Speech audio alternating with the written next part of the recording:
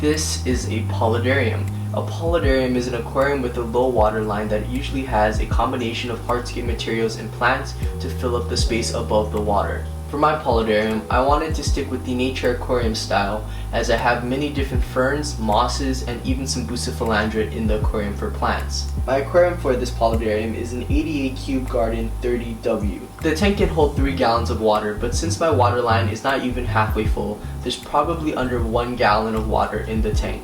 My lighting for the aquarium is the 88 Aquascaping G301. Also in the back, I have a dual mist flow which creates a nice fog in the aquarium. That's a basic overview of my Paludarium. Now, let me break it down from the very beginning and let me teach you how you can make one of these nano Paludariums on your own.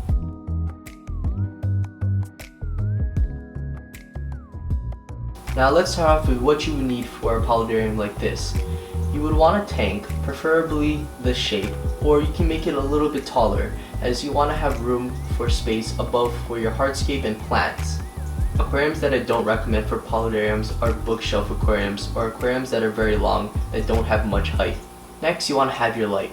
You want to have a decent light on your aquarium because you want to have your plants nice and healthy. Your plants are what gives your Paludarium life.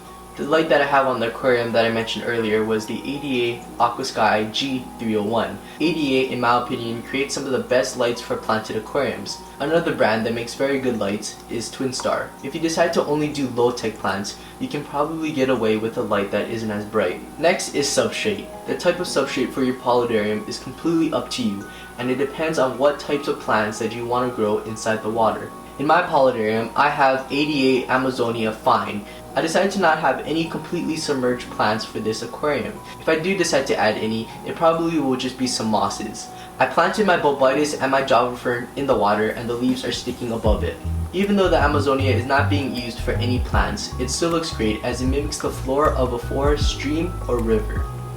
Like I said earlier, I wanted to have a nature aquarium style for this Paludarium.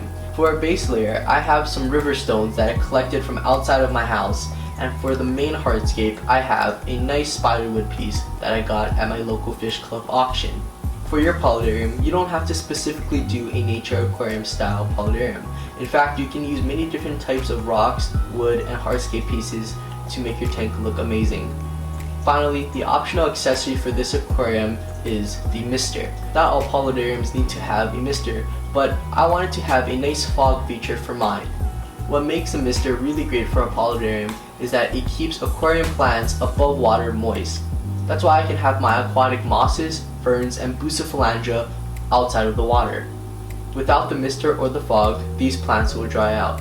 For your Paludarium, you can have many different types of plants. Due to your limited water space, the only plants that I would recommend inside the water are carpet plants, mosses, anubiases that stay pretty small, and buces that again stay pretty small. But if you do decide to add a fogger or a mister to your Paludarium, you can keep aquarium plants outside the water as the mist or the fog will keep them moist. There are many terrarium plant options that you can have for outside of your water. Sometimes there are many terrarium plants that you can use from outside of your house. For example, the terrarium moss that I have in my aquarium was found outside of my house, and I also grabbed some of these ferns from outside my house as well. Another option for plants outside of the water is air plants. For my Paludarium, since there isn't much water space, I didn't want to have any livestock in this aquarium. Also, there isn't any filtration for my Paludarium, so it isn't the most suitable place for any livestock. If you do a Paludarium this small and you do add filtration, I would really recommend only some shrimp or some snails.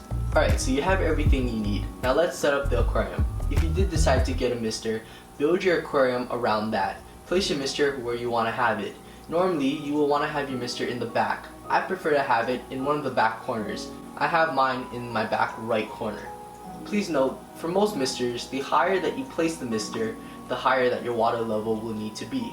For your hardscape, build up. But build up towards the back. Create kind of a slope with your hardscape like I did. You can achieve this with your positioning of your hardscape or the positioning of your plants. When you're setting up your hardscape, leave some space in front for your substrate and also leave some space so that it doesn't look so compact. Next, you can add your substrate.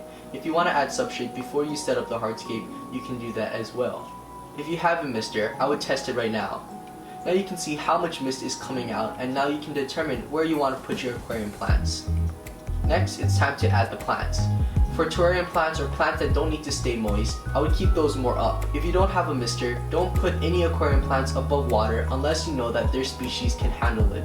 If you do have a mister and you do want to keep aquarium plants above the water, don't keep the aquarium plants too much higher than the visible mist. If you put your aquarium plants too high, there is a chance of them melting. Some types of Paludarium styles don't require much plants. Since I did a nature style Paludarium, I wanted to have a lot of plants in this aquarium, a lot of mosses, and I wanted to have a lot of green for the aquarium. And with that said, that's basically all there is to it. If you have any questions relating to Paludariums or setting up a Paludariums or pretty much anything, please comment those down below and make sure to leave a like, and if you're not subscribed, make sure to hit that subscribe button right now. Thank you so much for watching today's video, and I'll see you guys in the next one.